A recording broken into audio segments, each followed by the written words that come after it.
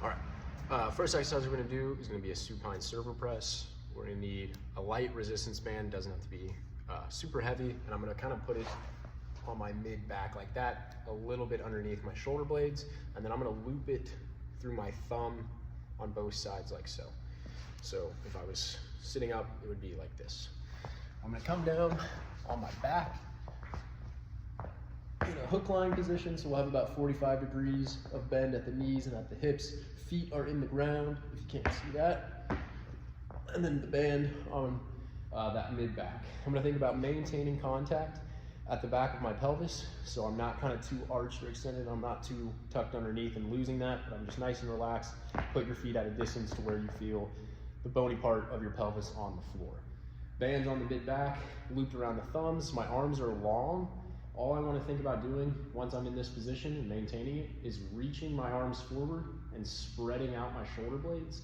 I should feel some tension come through kind of this lateral rib cage, and then relax, but again, the arms stay long the whole time. So reach, relax, reach, relax.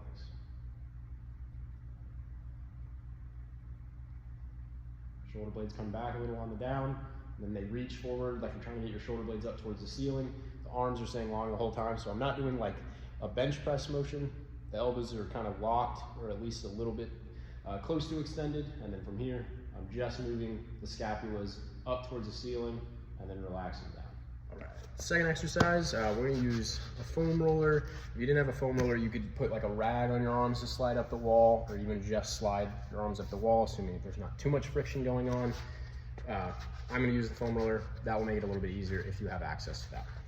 I'm gonna start with it a little bit below shoulder height, so not up here, but a little bit down. And I'm gonna think about reaching my elbows, which are bent, into the foam roller and spreading out my shoulder blades. So opposed to this and reaching where I'm kind of collapsing down my arms, I want to get this nice reach so I separate my elbow from my shoulder. So I'm here, and then keeping that position. So again, not bringing your torso forward, but keeping your ribs away from the wall and your elbows reach towards it. I just want to maintain that reach as I roll the foam roller a few inches down, a few inches up. And again, what I don't want is kind of this rocking motion back and forth where I'm really moving a lot through my torso. I want to reach with my arms, maintain my hands stacked over my arms, so I'm not collapsing in like this and having this kind of diagonal action happening. Reach into the foam roller with my elbows. My ribs are kind of pulled back and away from the wall. And I roll a few inches up, a few inches down. If you're getting it right, again, it will kind of look like this, not this. So I'm not letting my hands collapse in. And then I want to stay reached away with my ribs pulled back. So I open up the space in between my shoulder blades, slide up, slide down.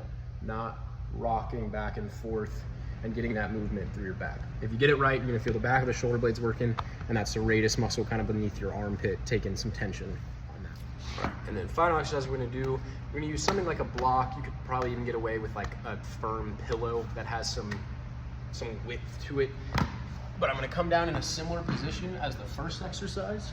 So kind of this 45 degrees of bend, and then I'm gonna get my foot down on one side. We want to think about the heel and kind of the knuckles of the toes being in the ground so I can maintain that whole contact. So if I was back here, again, I'm not rolling off to one side, or I'm not up off my heel or up like that. I got my whole foot in the ground, and then with your block or pillow, one leg is going to come up to about 90 degrees, maybe a little bit less, and I'm going to reach that same side elbow up towards the ceiling and down into my pillow or block.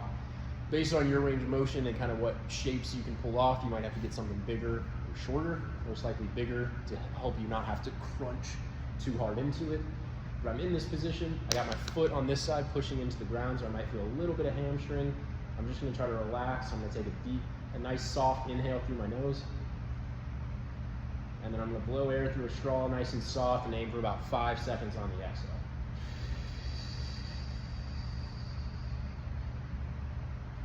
And what I should feel is the ab wall on this side gets smaller and takes some tension, and then feel the hamstring on this side push.